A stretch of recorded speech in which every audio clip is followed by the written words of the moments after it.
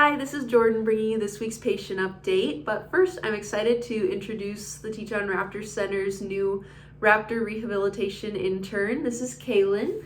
She'll be spending the next year or so with us, spending time in both the roost with education and in the clinic doing rehab work. So take it away, and Kaylin, you can introduce yourself. Yeah, hi, I'm Kaylin. I'm coming from Colorado Springs, Colorado. I started volunteering at the Pueblo Raptor Center, so I'm really excited to now be here working as the new Raptor Care intern and learning a lot more about rehabilitation and husbandry. Yeah, and you'll get to see more of Kaylin as she starts to take over some patient updates in these coming weeks.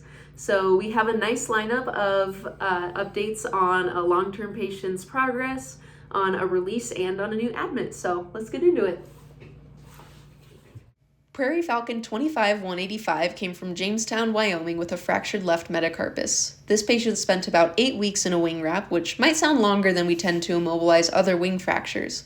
The interesting reason behind this is that the more distal a fracture is, meaning further away from the trunk of the body, the poorer the blood supply to the region and the longer it takes to heal.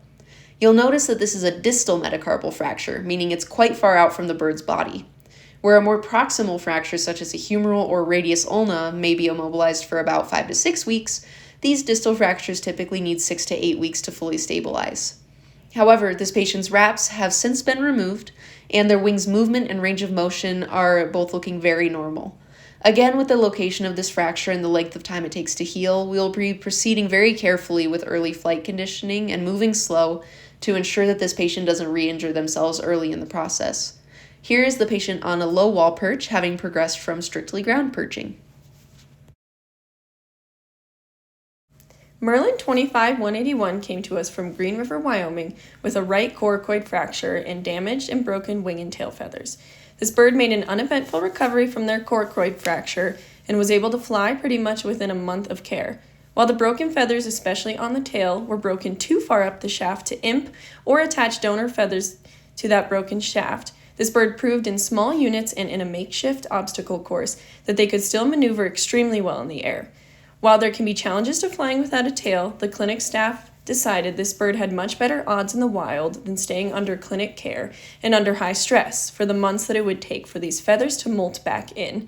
Here is a clip from this patient's very successful release. Northern Pygmy Owl 26-7 came to us from Wilson, Wyoming, having been struck by a car. This patient came in presenting with signs of head and internal trauma, including enlargement of their coelomic or body cavity organs on X-ray.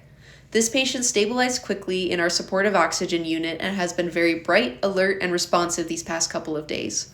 Clinic staff will be moving this patient out of oxygen soon and into an intensive care unit to finish their courses of supportive medications, including liver supplements and anti-inflammatories.